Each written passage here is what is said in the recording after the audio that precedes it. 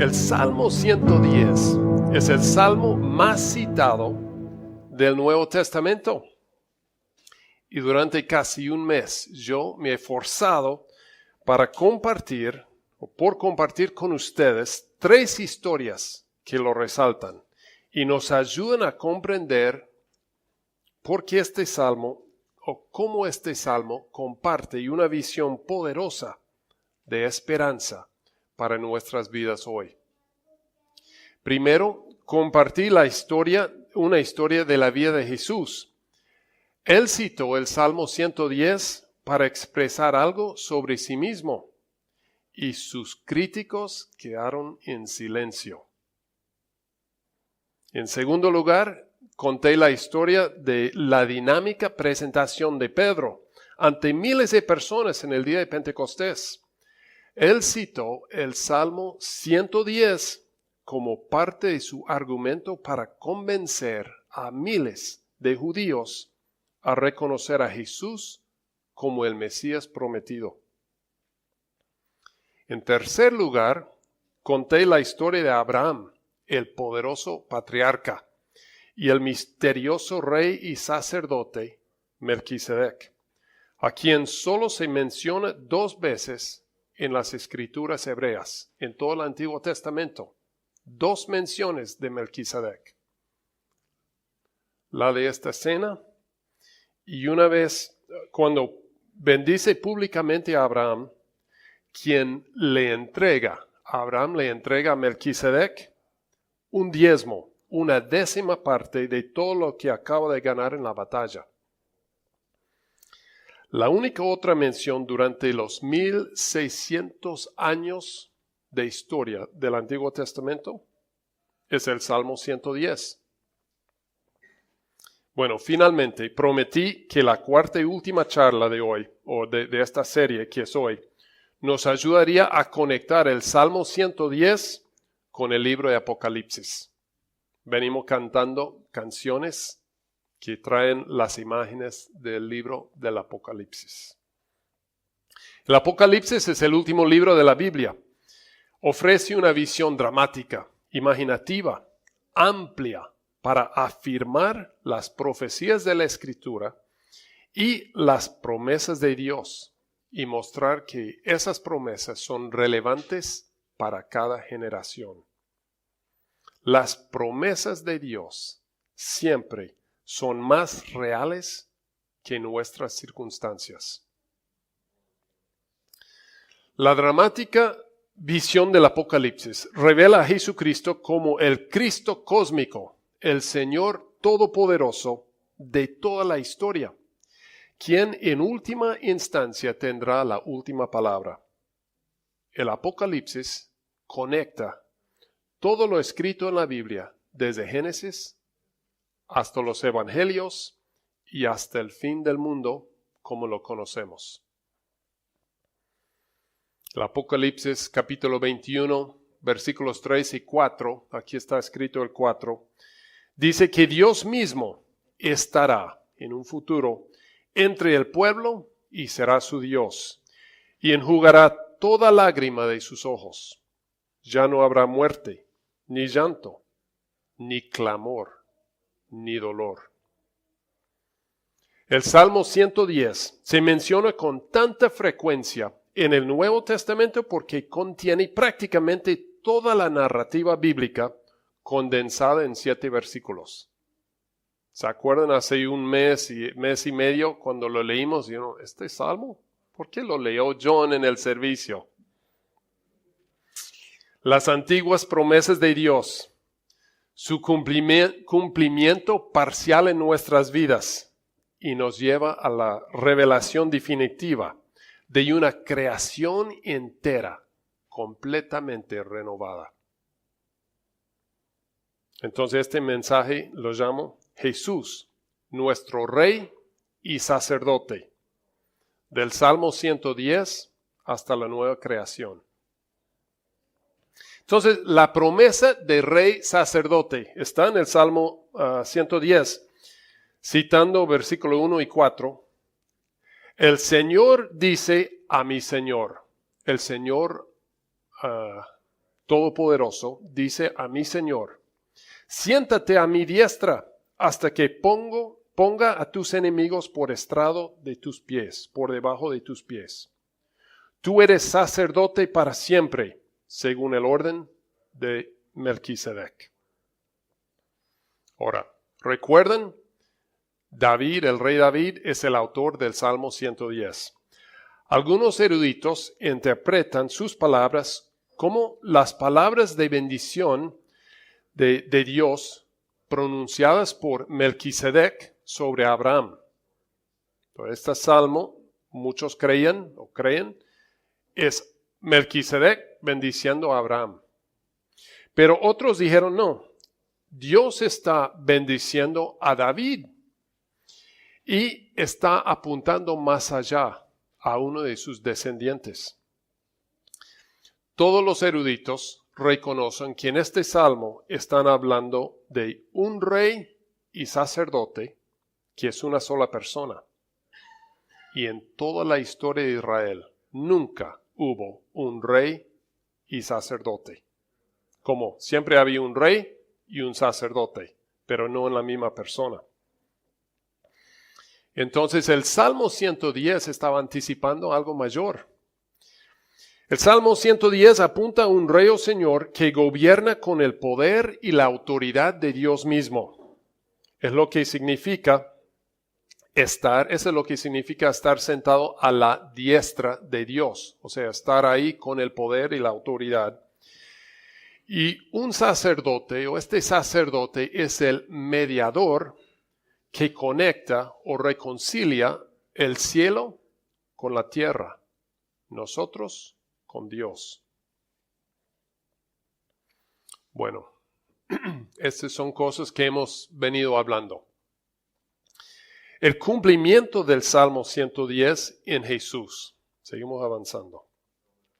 Jesús planteó la pregunta sobre el significado del Salmo 110, de quién está hablando, a sus críticos, y no pudieron responder, porque Jesús había mostrado que Él era esa persona.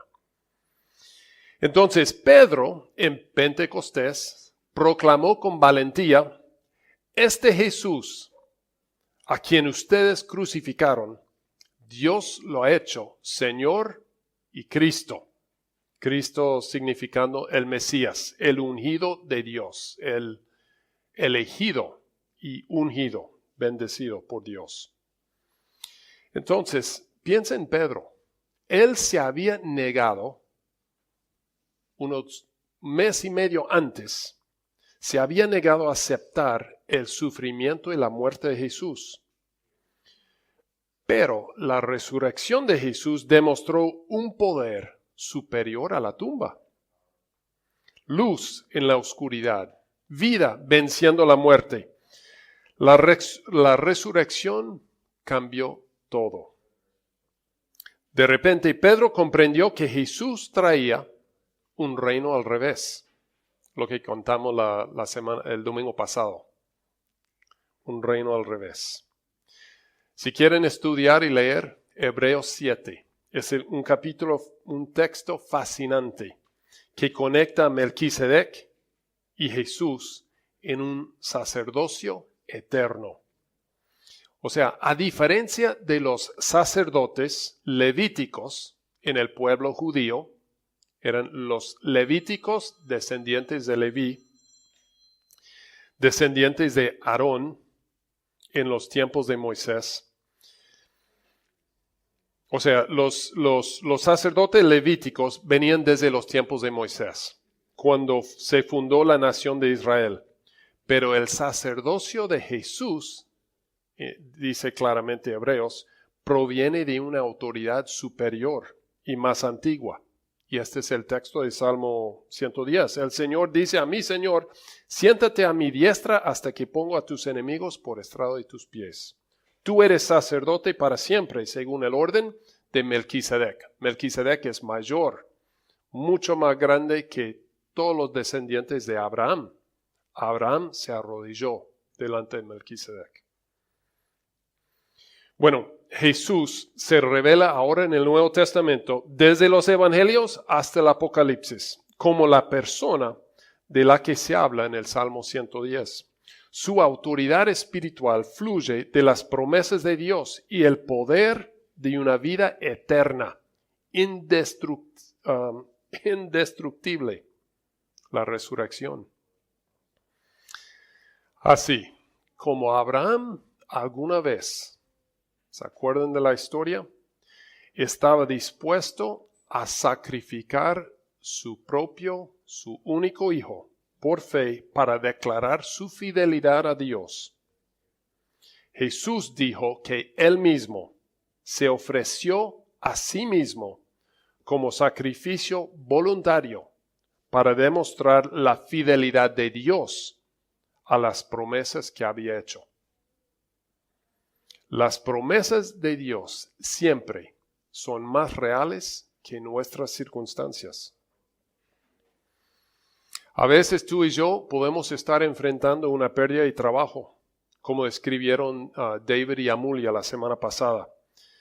Pero entonces podemos recordar la historia de Abraham, quien fue el primero en llamar a Dios el que provee, nuestro proveedor. Dios prometió ser nuestro proveedor. Así que cuando las finanzas son difíciles, buscamos la sabiduría de Dios. ¿Cómo?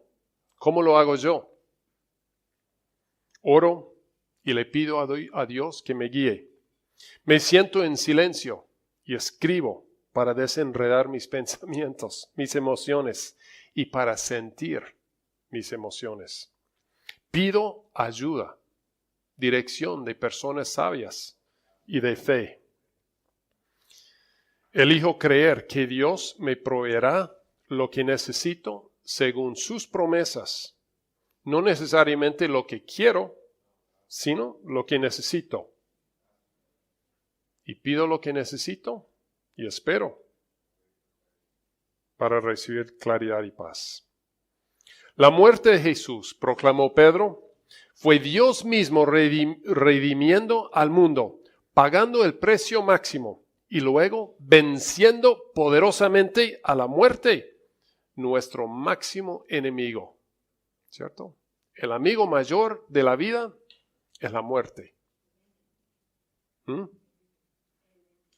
El enemigo, sí, el enemigo mayor de nuestra vida, en la vida, es la muerte. Y Jesús la venció. No hay más sacrificios para restaurar el pacto. No son necesarios para estar reconciliados con Dios. Dice la Biblia, estamos viviendo en el nuevo pacto, el Nuevo Testamento. Tienen su Antiguo Testamento y el Nuevo Testamento. Es porque Jesús dijo en lo que llamamos la última cena, esta sangre es del nuevo pacto. Es un nuevo pacto. Es lo que significa cuando los cristianos compartimos la Santa Cena, la comunión juntos, como nosotros lo hacemos el primer y segundo domingo de cada mes. Todas las deudas están saldadas. Jesús, nuestro Rey y sacerdote, reina con justicia y intercede ante Dios por todos los que le piden misericordia. Jesús, como sacerdote, es nuestro puente, nuestra conexión con Dios. Jesús es el cumplimiento de la justicia y la misericordia. Él es verdaderamente el buen pastor. Domingo pasado hablamos del buen pastor. Entonces, este es lo que venimos hablando, en otras palabras. Pero la revelación definitiva de Jesús como Rey reinante viene en Apocalipsis. Y al comenzar esta serie sobre el Salmo 110, mencioné que uno de mis objetivos es ayudarnos a tener mayor claridad mental sobre Jesús. Necesitamos una comprensión mayor de quién es Jesús. Yo creo que nuestras oraciones serán más fuertes y nuestra fe mayor cuando veamos a Jesús con mayor claridad.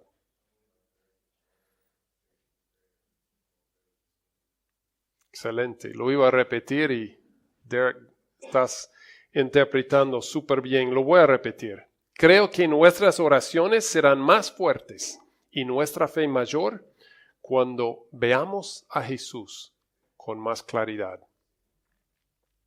La oración sincera de un niño puede llegar al cielo más fácilmente que la de un adulto, simplemente porque tiene una fe sencilla y está abierto al asombro. Nos hemos alejado, o sea, yo me he alejado de la sencillez y la libertad de la fe y la maravilla que tiene un niño para creer. Dice, sí, Dios puede. Volviendo al Apocalipsis. El Apocalipsis, para tristeza de muchos, no trata de revelar secretos ni fechas sobre el fin del mundo. Conocidos míos en Facebook creían, aparentemente con sinceridad, que el mundo se iba a acabar la semana pasada, que Cristo iba a llegar y llevar a los creyentes. Y son conceptos imaginativos. Bueno, el Apocalipsis es un texto imaginativo, visionario, profético, pero es aplicable a cada generación. Al igual el Salmo 110, ¿se acuerdan? Que lo aplicaron para Abraham y Melquisedec. Y después dijeron, no, esto se trata del rey David. Y dicen, no, eso se trata de Jesús.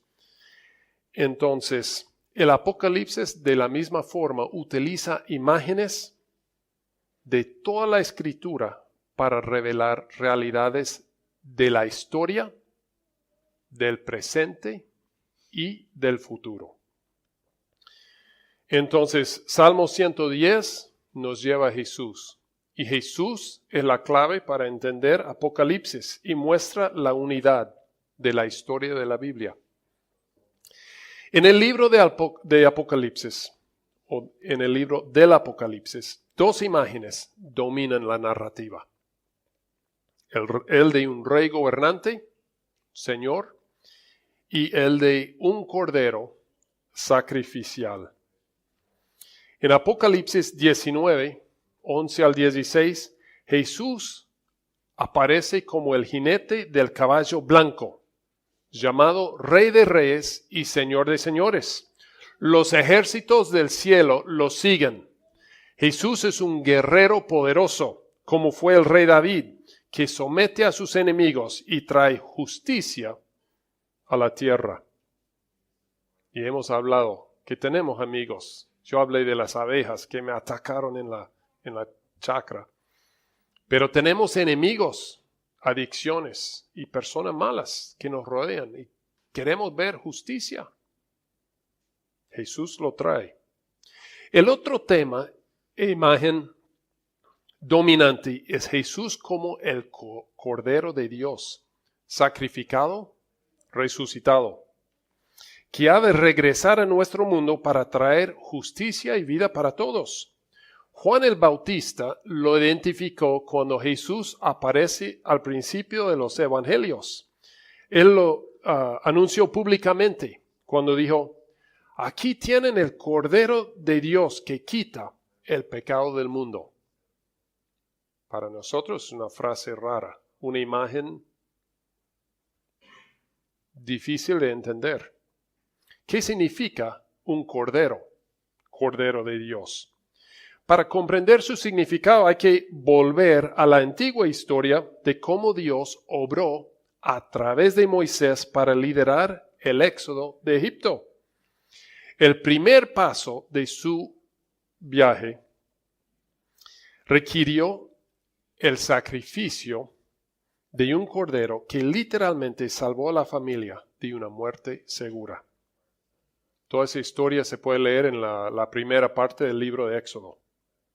La sangre del cordero sacrificado marcó sus hogares y familias como personas totalmente comprometidas a confiar en Dios para su provisión, protección y futuro. Para una familia judía, sacrificar un cordero perfecto en el templo llegó a ser su búsqueda y práctica cada año, exigida por la ley de Moisés. La sangre del cordero era parte de su identidad.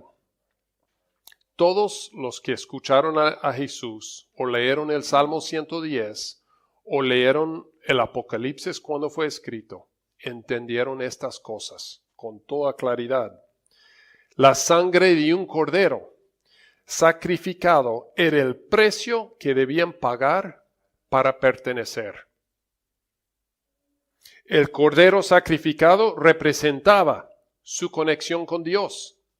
Sin el cordero no había conexión.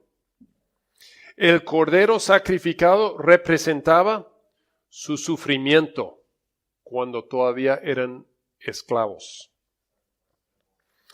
El cordero sacrificado les recordó que el Dios Todopoderoso se había aparecido a Moisés en el desierto y en el monte, en la montaña, para sacarlos de Egipto. El cordero sacrificado representaba la promesa de Dios que le enseñó a Abraham en esa historia que mencioné, que un sacrificio era necesario, pero que Dios mismo finalmente proveería el cordero. ¿Se acuerdan que Abraham no sacrificó a su hijo? Estuvo dispuesto y en el último momento apareció una voz que dijo, no, yo voy a poner el sacrificio. Y había un cordero ahí, pero después Dios proveyó el cordero de Dios. Entonces, Jesús demostró que Él era el Cordero de Dios prometido a Abraham.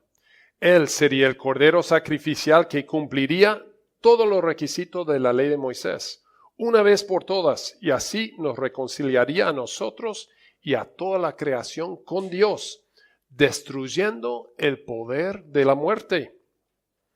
Apocalipsis capítulo 5, 4 al 12. Trae esa imagen, el Cordero de Dios, la imagen imaginativa, la visión de Juan, que estudió y después escribió.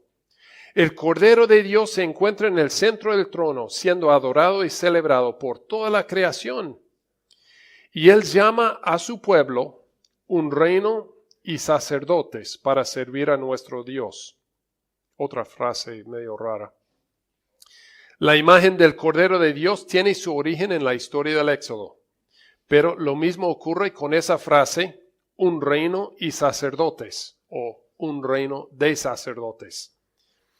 El profeta Isaías lo repite, o sea, viene del Éxodo, repetido en las profetas, y Pedro lo cita de nuevo en sus cartas hacia el final de su vida. Estamos tú y yo hoy viviendo un proceso de formación y transformación hasta alcanzar la madurez en la fe.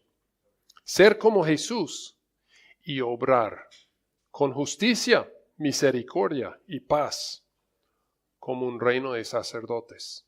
Lo que quisiéramos que fueran con nosotros, justos, misericordiosos, con paz, es lo que tenemos que llegar a ser con el poder de Dios. Es nuestro destino. El libro de Apocalipsis requiere imaginación, fe y conocimiento básico de la historia del Antiguo Testamento. Si no conoces un poco el Antiguo Testamento, no vas a poder entender nada en Apocalipsis.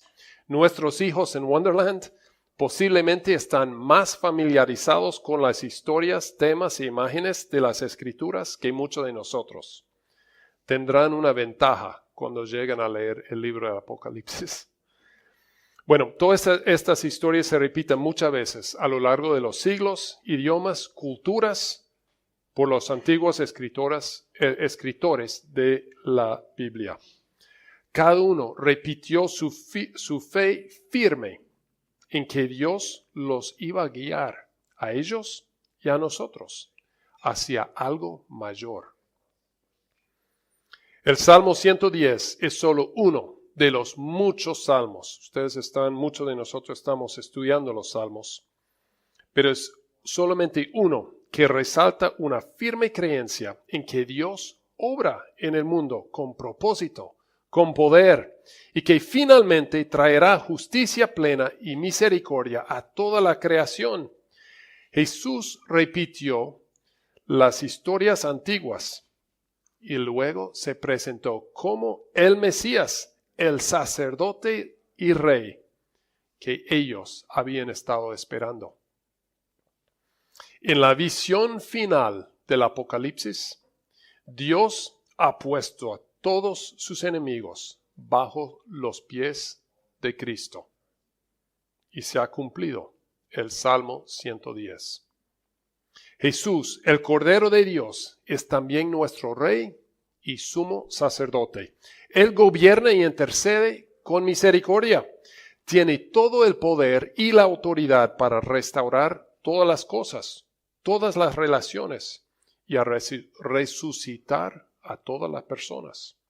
Su reinado trae vida, luz, paz, sin corrupción, justicia.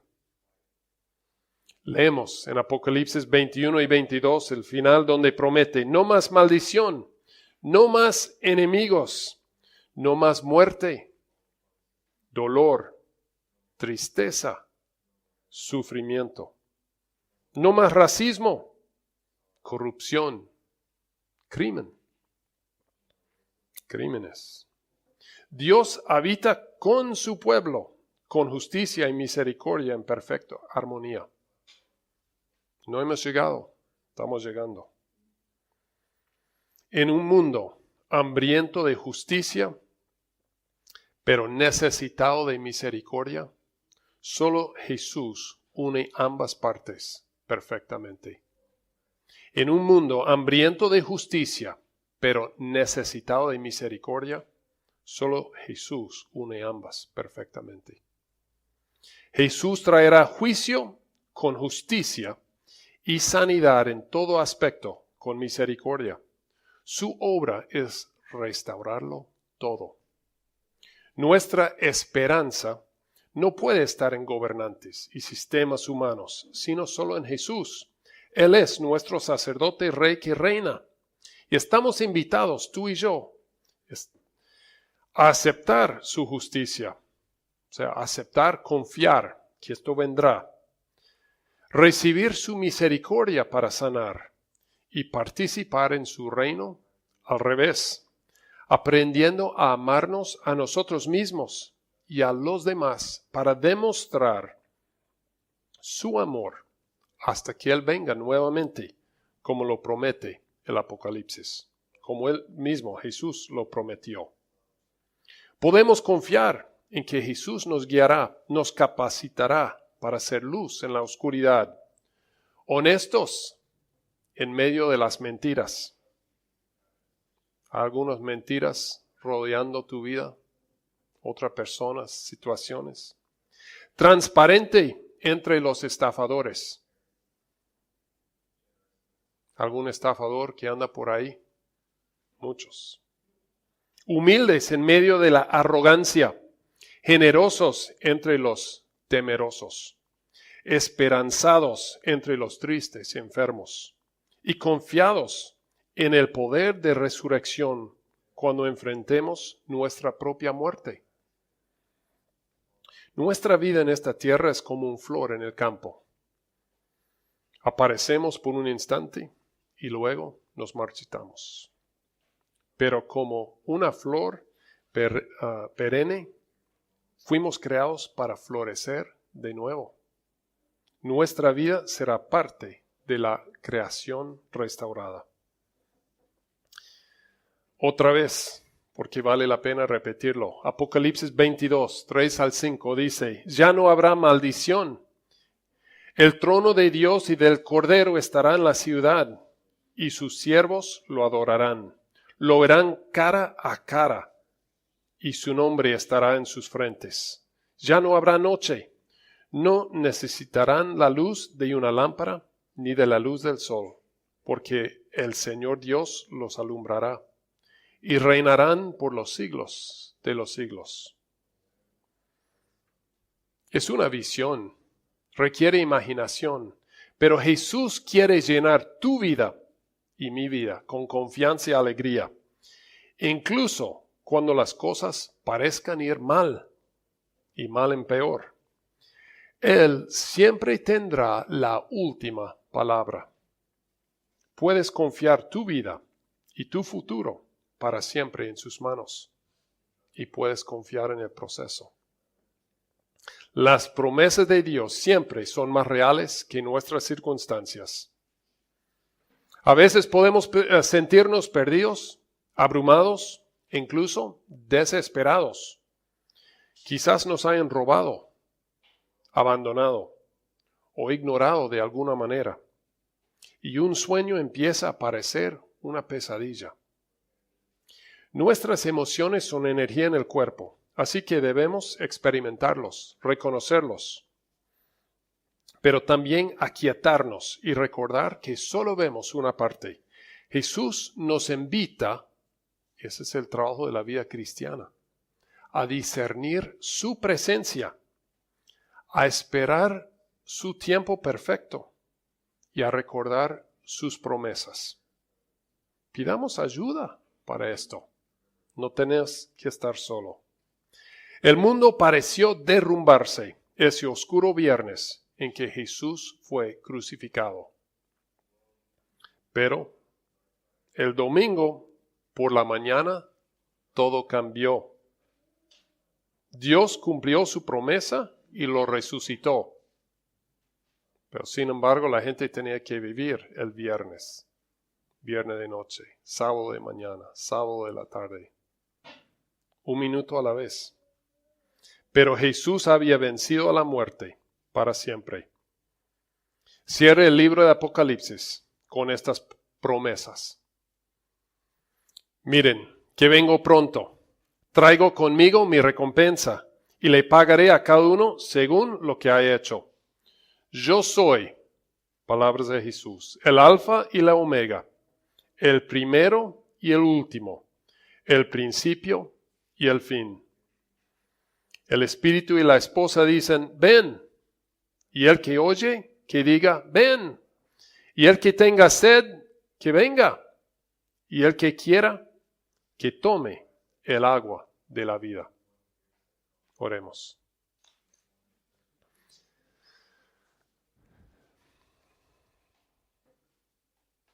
Padre Celestial, en medio de las circunstancias que nos enfrentan, o algún ser querido, o algún amigo, a alguien en nuestro círculo de influencia que está pasando situaciones difíciles de vida y muerte, de adicción a las drogas, tantas cosas increíblemente difíciles. Y a veces nuestra tendencia es enojarnos y echar la culpa a ti. Y la invitación es aprender a confiar y permitir que tú nos vas formando y transformando. No es fácil. Ayúdanos a creer, a vivir el día a día, discerniendo tu voz, tu presencia, y con la fe para decir, Señor, ayúdame a creer, ayúdame a cambiar, confío en ti. Escucha cada oración, cada corazón, ten misericordia, guíanos, protéjanos, muestra la fidelidad a tu promesa de ser nuestro proveedor, individualmente, como familias, en las empresas e instituciones donde somos responsables, en todas las áreas de nuestra vida. Te lo pedimos en el nombre poderoso de Jesús.